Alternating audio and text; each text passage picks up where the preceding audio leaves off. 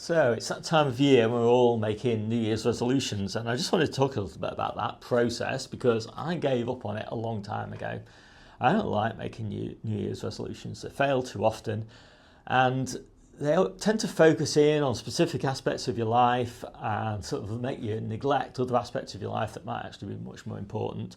You know, it's things like, oh, I want to run a marathon, but then you forget to be with your family and all that. So I like to do a less more chart. I've done this for many years and I have it sort of pinned up in my den so I can see it every time I sit down. Basically I can see it. It reminds me of what's important in life, and the kind of format of it, I'll put it up at the side of the screen probably so you can see it, is just less more statements. So less comfort, more cold and heat, less walking, more swimming, less video, more reading, less inside, more outside. Less stuff, more simplicity, less black, more colour, less rush, more slow, less time alone, more friends and family, etc., etc. And it just reminds me about what's important in life.